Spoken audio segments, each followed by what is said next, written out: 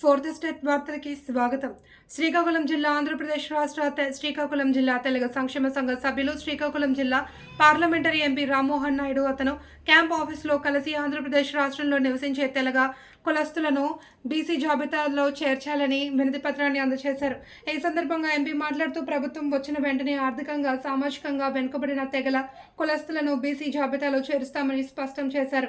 ఈ యొక్క కార్యక్రమంలో తెలుగు సంక్షేమ సంఘ సభ్యులైన బత్తుల లక్ష్మణరావు, పి కవిత, సూరిబాబు, హేమసుందర్రావు, ధర్మారావు, కొంతమంది తెలంగాణ సంక్షేమ సంఘం సభ్యులు ఈ కార్యక్రమంలో పాల్గొన్నారు.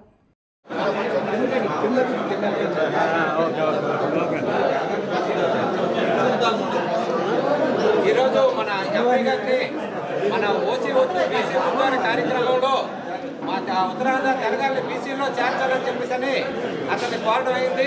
దానికి ఎంపీ గారు సానుకూలంగా స్పందించారు. అందుకోసం అని చెప్పేసి మా ఉత్తరాంధ్ర తెలంగాణ మా తరఫున మేమందరం కూడా తెలుగుదేశం పార్టీకి మద్దతు తెలుపుతామని ఈ సందర్భంగా మీ అందరికీ తెలియపరుస్తున్నాం. జై తెలుగుదేశం, జై తెలుగుదేశం, జై తెలుగుదేశం.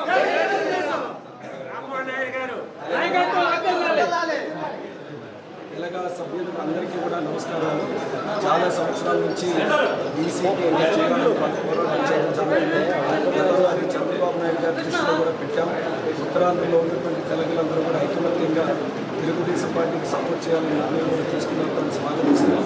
ఖచ్చితంగా వీరి తాలూకు ఈ సమస్య ప్రభుత్వం న్యాయబద్ధంగా ఏ రకంగా చర్యలు తీసుకోవాలో దానివైపు అడుగులు వేస్తామని వాళ్ళు కూడా తెలియజేసుకుంటాం.